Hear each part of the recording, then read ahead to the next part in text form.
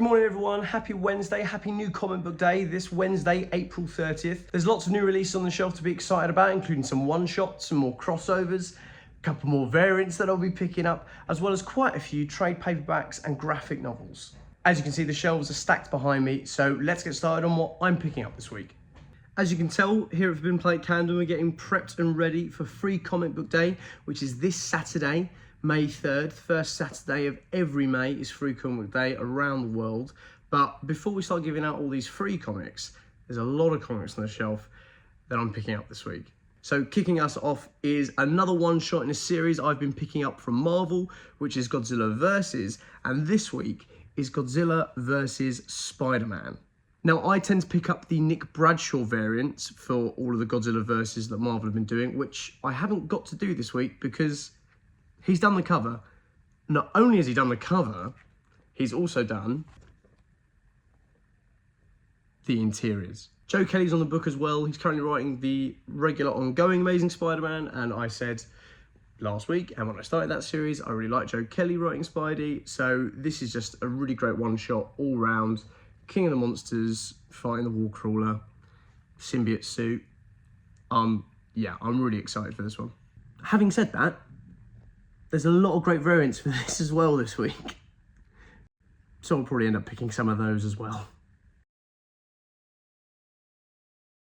Another ongoing series that I'm picking up at the moment is Rogue Savage Land. I actually mentioned this last week when I was talking about Magic and the J. Scott Campbell covers. Again, J. Scott Campbell doing some variant covers for Savage Land. Each one knocks it out of the park, as I keep saying. And Tim Seeley's writing as well, which is really exciting. I like Seeley stuff. So it's great. Marvel have started doing more of these mini-series and one-shots that are a lot easier to get into, that are less to commit to than major ongoing series, which is obviously, you know, quite difficult when you read so much. So I've been really appreciating these smaller series and these one-shots, and they've been putting some amazing talent on them as well. So they're pretty easy pickups for me. And let me know if any of you are picking up any of these series as well, because they're great. More miniseries, more from Marvel. I'm picking up Wolverine and Kitty Pryde. I love the original 4-issue miniseries of this from way back when, where Wolverine is sort of training Kitty. They're in Japan for a lot of that series, and having Alan Davis do this cover for a book that Chris Claremont has returned to write, which he's been doing every now and then with Extreme X-Men and Gambit and a few other series. It's just brilliant getting to see creators that I really like return to series that I love. Anytime Claremont is on a book, I'll pick it up. I'm a big X-Men boy. Most of the back issues that I own are X-Men, and most of the X-Men is Chris Claremont. So there's a lot of overlap there. I think it's great that so many creators are returning to books that they're so well known for, to offer new stories, to offer new interpretations, and to do things that maybe the editorial at the time didn't want them doing, or because they had different plans, they couldn't fit it all in. So yeah, I'm all for bringing back older creators to put new spins on things that they're so well known for. There is so much talent on the shelf this week, it's undeniable, especially in Savage Sword of Conan, issue 8. This is the cover B by Alex Hawley. I really like this cover, and the first page you open, you are welcomed by this incredible Doug Braithwaite, black and white, just, I don't even know what to call it. It's just gorgeous. Savage Sword by Titan is printed on that really lovely papery paper, which makes all this artwork stand out just that much more. And we have been privileged to receive some Conan interior artwork from none other than Chris Burnham. Chris Burnham, incredible artist, famous for stuff like Die, Die, Die, and obviously a great little run on Batman when I was growing up, and it's just so great to see him getting savage, which I think is just really cool.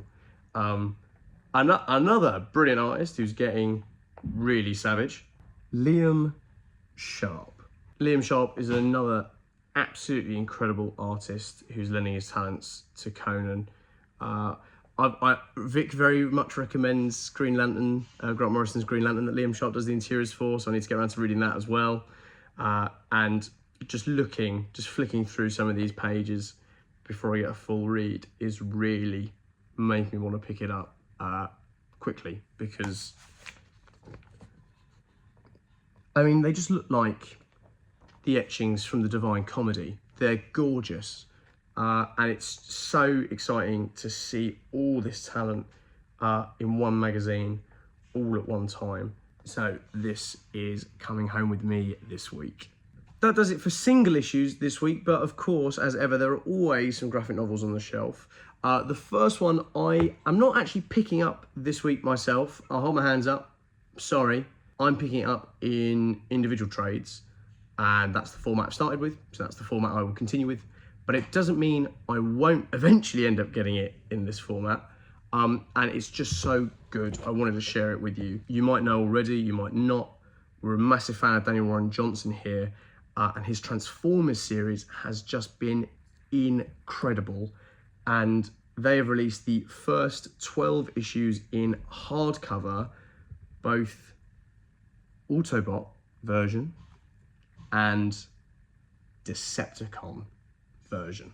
If you haven't started picking up the series yet at all, this is such a great format to pick it up in. It's beautiful, they're weighty, they feel quality, and that's really important when you've got a book of such high caliber, that how you deliver that book to everyone matches the effort that goes into the interiors. Daniel Warren Johnson, Jorge Corona, Mike Spicer on the colouring. It's just such a fun book, whether you're a big fan of Transformers already or you've never interacted with them at all. It's just a great series, and I think this is really cool.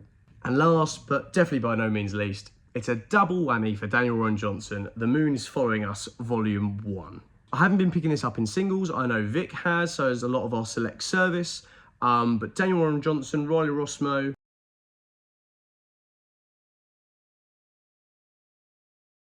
and as always, Mike Spicer doing the colours. Just everything they all do best.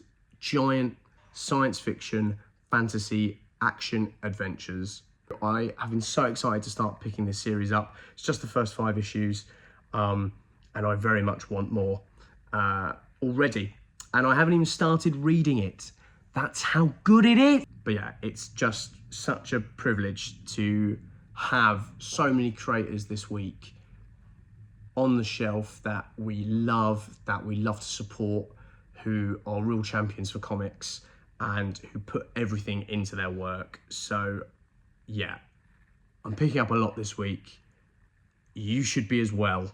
This is why Wednesdays are my favourite day at Forbidden Planet Camden. It's new comic book day, best day of the week. So that's everything. I rambled on quite a lot this week. I was quite gushy. Sorry if I wasn't very critical in my analysis of the things I'm picking up, but sometimes stuff's just cool. So yeah, a lot of reading for me this week. Let us know what you're going to be picking up at your local Forbidden Planet, whether or not you're picking up some singles this week, if there's some trades on the shelf, if there's anything in the video that you were like, I wasn't sure about that, I'm going to give it a punt.